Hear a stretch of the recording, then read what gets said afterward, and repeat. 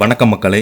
இந்த வீடியோவில் நம்ம என்ன செய்தி பார்க்க போகிறோம்னா, ராஷ்மிகா மந்தனா பட்ட கஷ்டம். இப்போது ராதிகாவுக்கும் இப்படி ஒரு மன உளைச்சலா? ஏஐ ரொம்ப மோசமாக இருக்கிறது. இணையதளத்தில் வெளியான செய்தி. வாங்க என்ன தகவல் என்ன செய்தின்னு இந்த வீடியோவில் விரிவாக பார்க்கலாம்.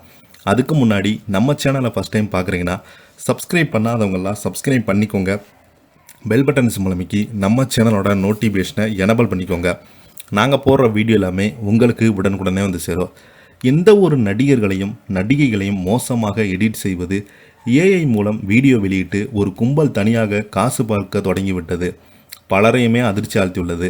சினிமா பிரபலங்கள் டார்கெட் செய்து இது போன்ற டீஃபேக் வீடியோக்களை வெளியிட்டால் பலரது கவனத்தை ஈர்த்து அதிக லாபத்தை ஈட்ட முடியும் என ஏஐ ஆப் மூலம் நூதன மோசடிகள் நடைபெற்று வருகிறது.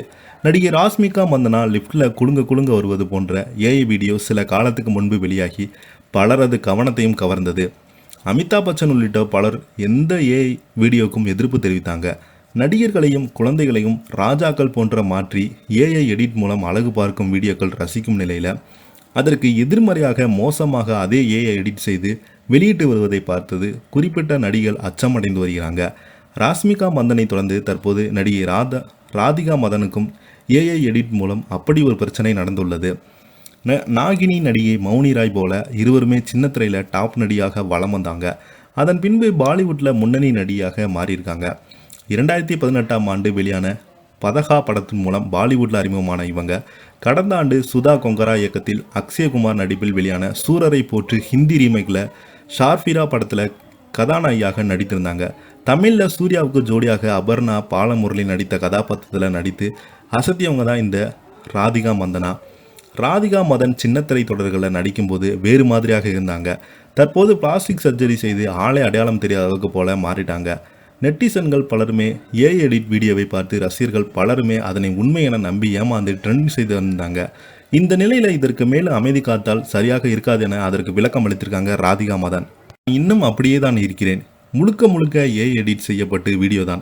நான் எந்த ஒரு காஸ்மெட்டிக் சர்ஜரியும் செய்து கொள்ளலை என நடிகை ராதிகா மதன் அந்த வைரல் வீடியோவுக்கு விளக்கம் கொடுத்துருக்காங்க.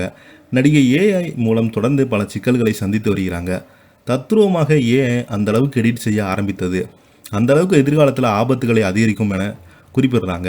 மாநகரம் ஸ்ரீயின் லேட்டஸ்ட் வீடியோக்களை முதல்ல பார்த்த ரசிகர்கள் இது கூட ஏஐ வீடியோவாக என்று முதல்ல சந்தித்தாங்க. ஆனால் அவரது நிலைமை இப்படி மாறிவிட்டதே தெரிந்து ரொம்பவே ஷாக்காகி போனாங்க. ராஷ்மிகா மந்தனா முதல் ஷிவானி வரை பலருமே ஏஐ எடிட் மூலம் தங்கள் உருவத்தை பிளாஸ்டிக் சர்ஜரி செய்து மாற்றிக்கொண்டாங்க என்கிற விமர்சனங்களும் உள்ளது என குறிப்பிட்டிருந்தாங்க.